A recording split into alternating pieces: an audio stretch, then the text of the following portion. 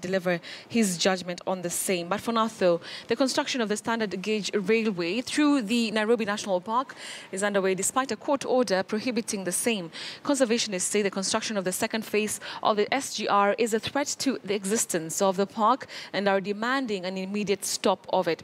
Today in studio, we host Sydney Kantai, the chair of the Kenya Coalition for Wildlife Conservation and Management, to shed more light on this. Thank you very much, sir, for joining us this morning. Thank you. All right, so let's just talk about where we are at right now. The court ruled that this construction should stop, but what can you tell us is happening right now? Well, right now, as we speak, construction is ongoing. It started on Friday last week. They are already inside the park. And this is in a violation of the stop order that we obtained following an appeal against the issuance of the license by the NEMA. Right. And therefore, we are just amazed that court orders are disrespected. And the other day, they were trying to fool the public that the order was lifted, and therefore nothing is ongoing. But the current status is that we already are in court again, citing the managing director of Kenya Railways for contempt and the managing director of the China Road and Bridges Construction for contempt.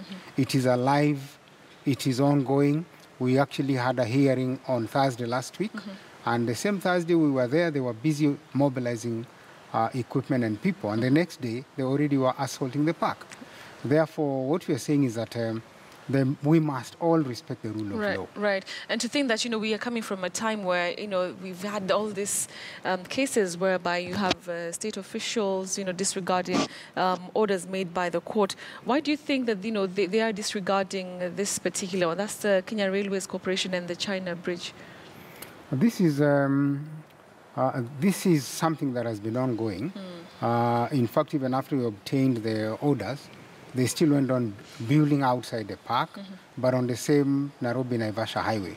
Their strategy has been that they build all around so that at the end of the day, they will be told that now that you are on the you are on the edges of the park, there is absolutely no other way that the railway will go, so it has to go through the park. So we find this to be very strange because we already have two matters. Actually, one at the National Environment Tribunal, another one at the Environment and Land Court.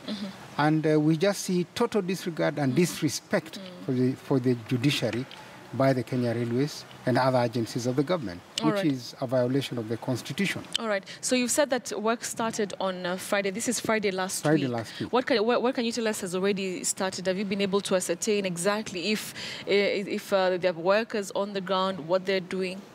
Yes, absolutely. By Friday when they started, they mobilized equipment and people. There were more than 50 people on the ground. They set up a campsite where the workers are. And over the weekend, they were very busy moving, and they've actually moved about a kilometer or more inside the park. And by yesterday, they had done a soundproof wall. They have cut off access to the area where the construction is ongoing. They are, of course, armed KWS rangers to stop anyone from going there, but they are busy constructing. Right. In the past, the argument has been that, they will not, as much as the railway is going to pass through the national park, that it will not really have a direct impact on the wildlife there. Is that true from your point of view? Where is the evidence? There's no truth at all. Even the mitigating factors that they gave in their EIA study were bogus. We challenged. We gave our side of the story. Environmental impact, the negatives, cutting the park into two will kill that park. We have given our side of it. But even during the public hearing on the 8th of December 2016, all the protests and all the groups that actually made presentations to protest that the building of the railway through the park will have serious environmental impacts was all ignored. NEMA has a history of just going right ahead and giving licenses without doing due process. Right. There was no due process on this matter. And that is the reason why we actually objected and appealed and got the order to stop this until our matter